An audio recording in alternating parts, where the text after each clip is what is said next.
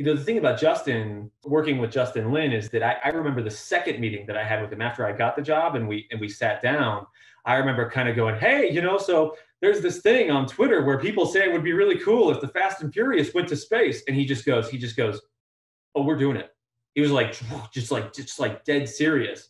And I was like, oh, going, all right, man. I don't want to die.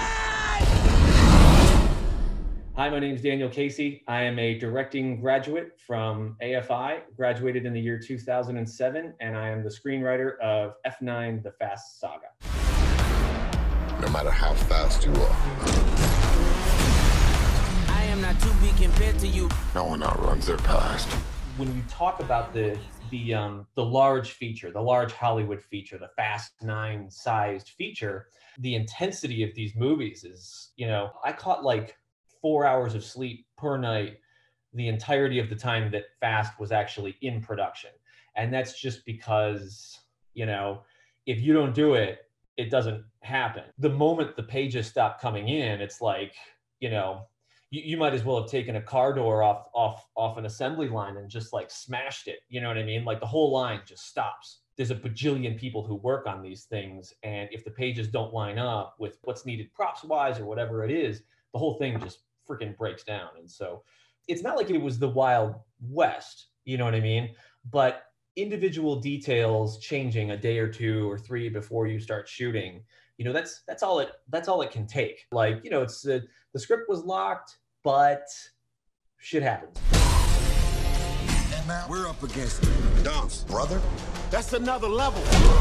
I remember the brother component. You know what I mean? The idea that there was going to be a long lost Toretto brother that came with it. So it was like, hey, Dan, we got a big thing for you. You get to go in and you're going to pitch on Fast 9. And I'm like, awesome. And they're like, okay, so Justin has written a short document and it's kind of what he wants the movie to be about. And so you're actually going to pitch Justin on his own story document. Being a fan of the movies, I remember kind of going like, oh, this actually kind of like works, like we're 9 movies in and, we've already brought characters back from the dead and so it all just kind of like lined up. There was mention of an opening where you would see young Dominic Toretto see his father die. And I was like, oh man, well, I would really like to write that. I remembered that Vin had talked about the death of the father character in the first movie. I remember that scene was kind of a standout emotionally. It's coming up in the pro stock car circuit. Last race of the season. The guy named Kenny Linder came up from inside in the final turn.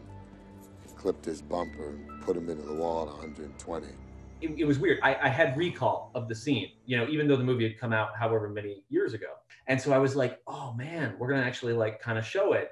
And so when I went back to kind of like, once I got the job and I had pitched Justin on his ideas, when I went back and we began to fill this thing out a little bit, my pitch was like, well, actually what we should do is we should continue to kind of follow young Dom and the character Jacob. We should go through and we should actually kind of jump back to them 2 or 3 more times to kind of fully build this out. And then it was like, oh, cool, and we can do this and that. And I wouldn't say the hardest, but they were, I felt the pressure the most to deliver were those flashback scenes. We got no white flag and no tree.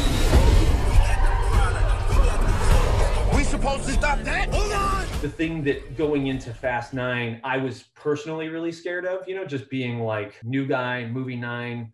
I was worried about the hardcore fans, and only because you're coming into a situation where admittedly people love the crap out of this movie, and as soon as I got the job, I was getting messages, DMs from people kind of all of who were paying attention. They're like watching you and they're like, hey, congratulations on the job. Don't mess it up.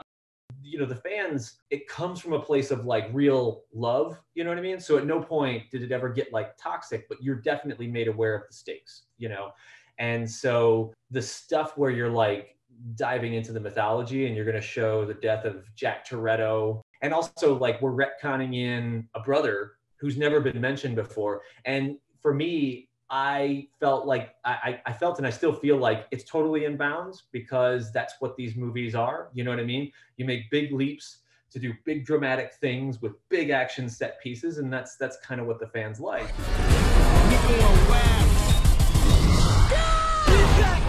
Yeah, scale wise, it's still like the movie's done and it's out. It's still kind of a hard thing to comprehend. You kind of go through it and you're like, oh yeah, I did that.